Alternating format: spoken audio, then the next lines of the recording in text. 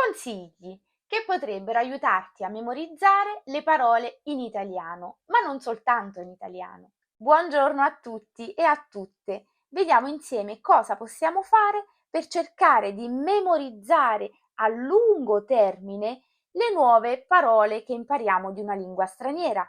Per prima cosa possiamo raggruppare le parole che hanno lo stesso significato. Ti faccio degli esempi. Un posto può essere bello, ma anche fantastico oppure meraviglioso. Io tendo a fermarmi a 3 parole perché per me il 3 è un numero che funziona. Al di là delle 3 parole poi non ne ricordo neanche una, ma se tu riesci a memorizzare meglio di me, cosa molto probabile, puoi aggiungere delle parole. Un altro esempio: caldo, bollente, infuocato, veloce, rapido, svelto. Come facciamo a trovare le parole uguali da un punto di vista semantico? Andiamo su Google, scriviamo una prima parola con accanto sinonimo e avremo un sacco di risultati. A cosa ci serve raggruppare le parole per significati?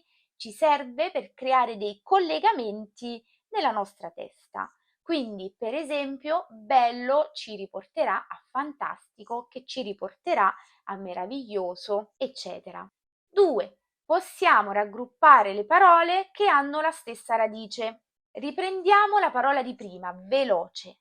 Possiamo aggiungere velocemente, che è l'avverbio, e velocità, che è il sostantivo.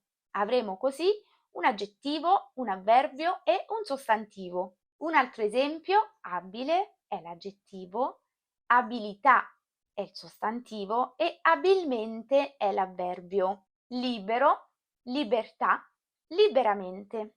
3. Puoi raggruppare le parole che hanno lo stesso suono. Per esempio, chiave, chiodo, chiocciola, pianta, pianoforte, piatto, fragola, fratello, frase.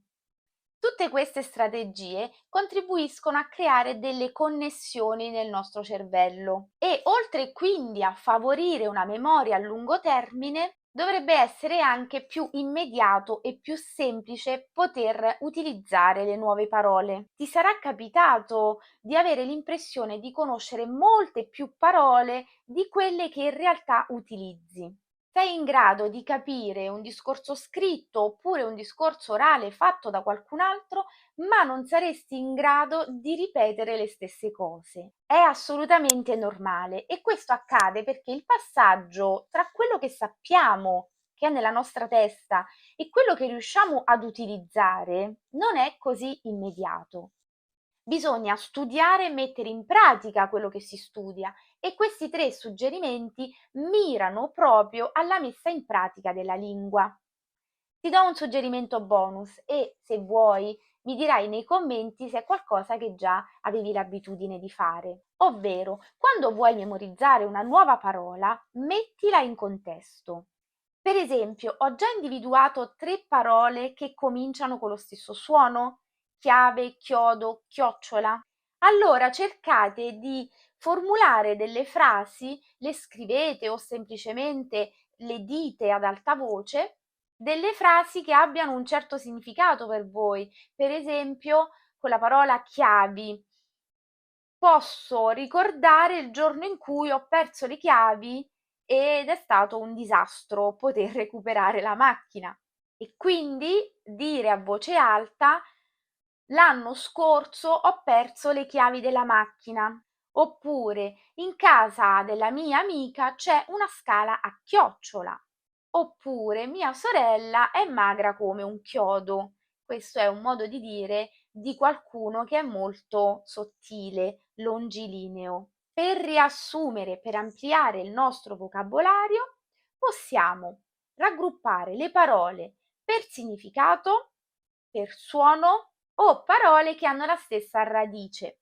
Dopodiché cerchiamo di mettere queste parole in contesto, di non lasciarle lì così, ma di creare ulteriori collegamenti nel nostro cervello. Questo è quello che volevo suggerirti oggi, delle piccole strategie che possiamo mettere in atto, per avanzare nello studio di una lingua straniera. Se hai trovato questi consigli utili, mettimi un like, lasciami un messaggio, fammelo sapere in qualche modo e se hai altri suggerimenti, scrivilo nei commenti. Ciao, a presto!